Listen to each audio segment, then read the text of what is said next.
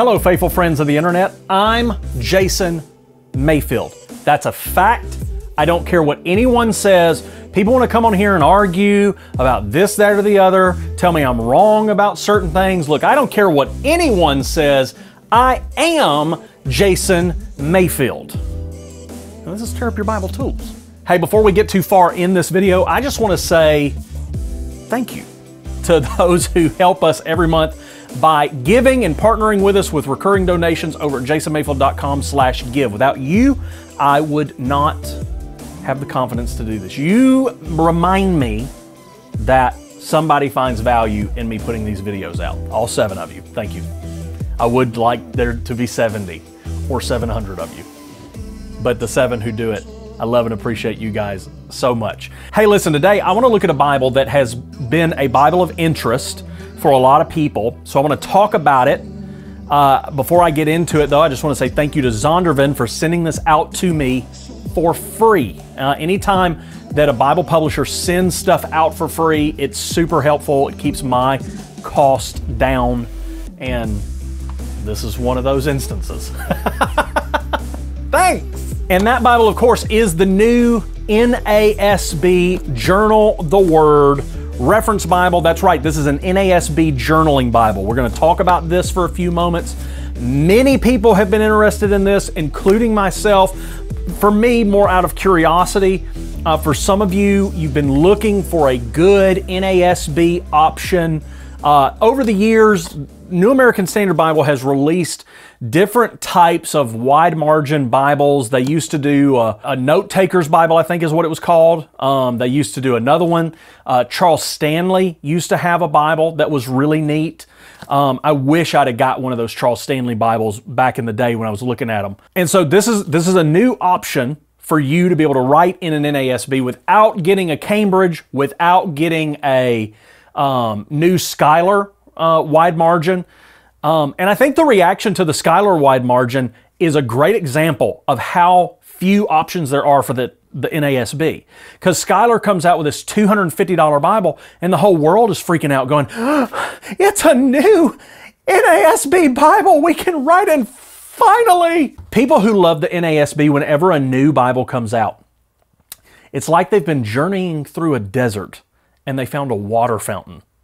Because the NASB, there's not a lot of stuff that's got good quality out there. And so getting something you can write in is a big deal. And the single column, I think it's called the side column reference or single column reference, whatever that's called that they make, it's kind of a crapshoot because you never know what quality of a Bible you're going to get back. So like I ordered one and I thought it was awful.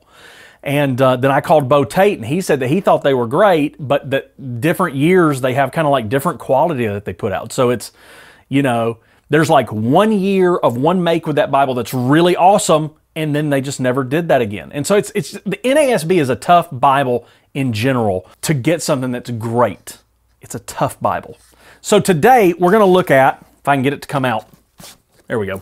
We're going to look at this Journal the Word. Now, if I was going to get this, I don't know that I'd get this edition. They sent this to me for free. I'd probably get the black one that they came out with.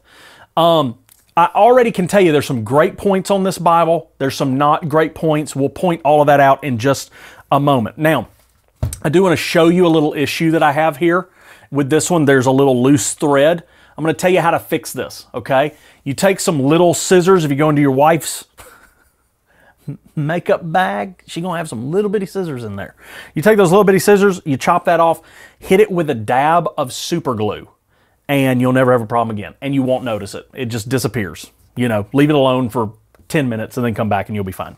So some things that are really neat about this particular Bible. No foil on the side. You just got some embossed, or actually debossed, titles and stuff there. I like these 2 ribbons. It has 2 ribbons in it. That's nice for a journaling Bible. 2 ribbons that kind of match the stuff that's going on with the cover. So you kind of got a match for the side there, and you got a match for the thread. That's really cool.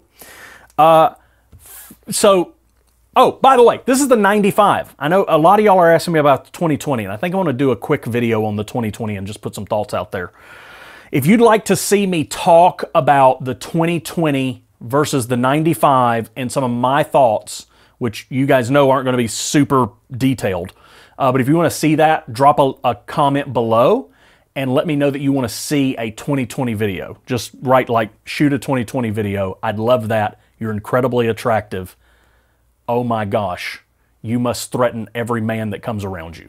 If you write that comment, video's coming. First thing is, got this. This is kind of a Zondervan thing where they kind of make these ugly presentation papers. I already don't like presentation papers, but they make them even uglier. So you guys got to knock that off. A little bit of red for you in the print. So you got red headings. So let's just hop in here real quick. You're going to notice red right there. So this is very similar to their, I think this is a preacher's Bible that they made. I don't remember what this one is, but they sent it to me.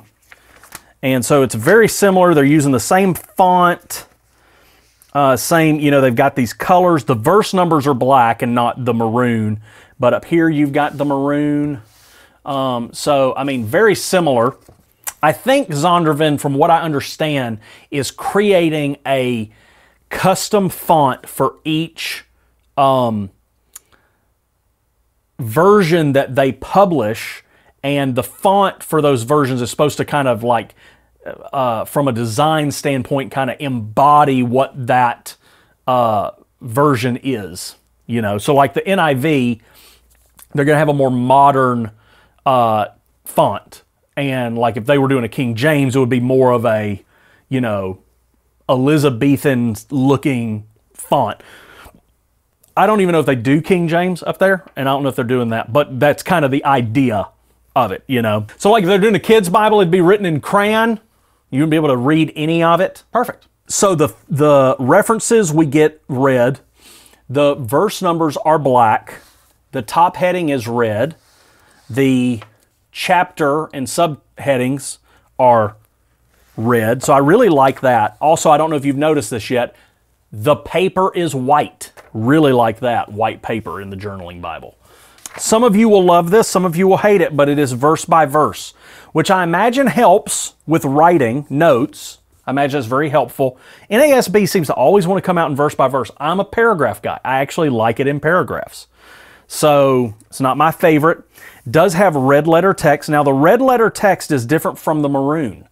So it's a different shade. Again, I don't like red letter text. I'd prefer it to be black.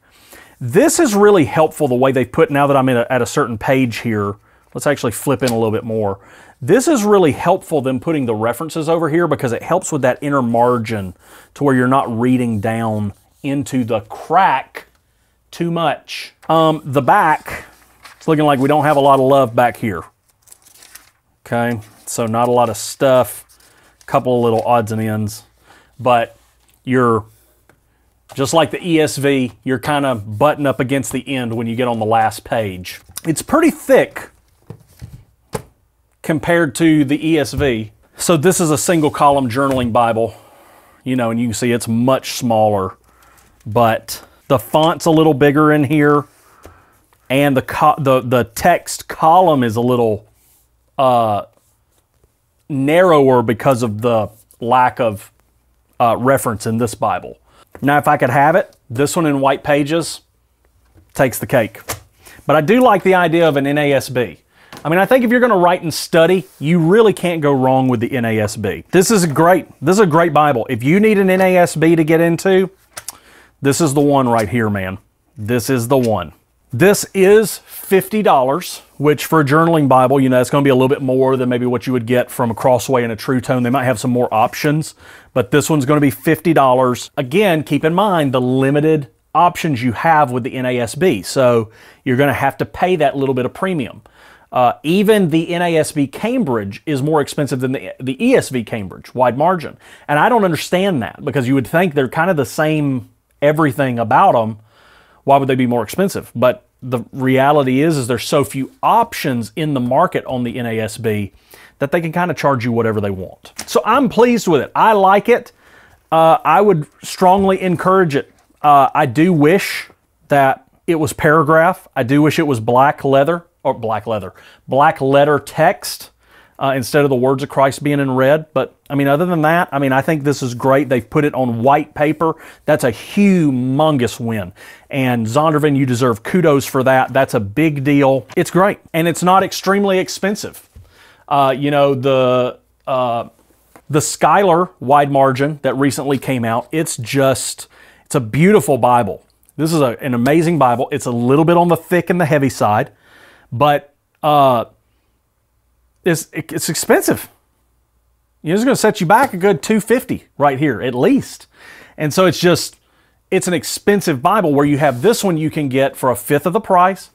You're going to be able to write in it, get started, especially if you've never done writing in your Bible or a wide margin. This is a great option to get started with white text. Actually, now that I'm thinking about it, this would be a great Bible to get and send over to Paul's Leather Company, because you're going to get that nice white outside with the cool leather on it. So, I mean, that would be a great option right there. If you do that, you know, send me a picture of it. I'd like to see it. Go get one, man. I mean, if you want one of these, this is a good option for you. If you're not crazy about the ESV, you don't want to get into one of their journaling Bibles, but you want an NASB, that's the one for you. We've been waiting on it. It's here. It's the 95. So you know it, you trust it, you've used it. It's not the new version. I'm sure that a 2020 journaling Bible will come out at some point, but it's Old Faithful, man. 1995 NASB. They didn't mess with it for, you know, the last 25 years. They've left it alone, and you know exactly what you're getting. You don't have to worry about what year they changed what in it. You know you're getting a 25-year faithful Bible. Text has stayed the same. You're in a good spot. So I would encourage you, go check it out, grab one. Link will be in the description below. So that's all I have for you in this video, man. I'm done. I'm over and out, man. You know what I'm saying? Over and out. So I'm going to be praying that you continue to experience grace for life through Jesus Christ. Keep tearing up those Bibles, and I'll see you in the next video.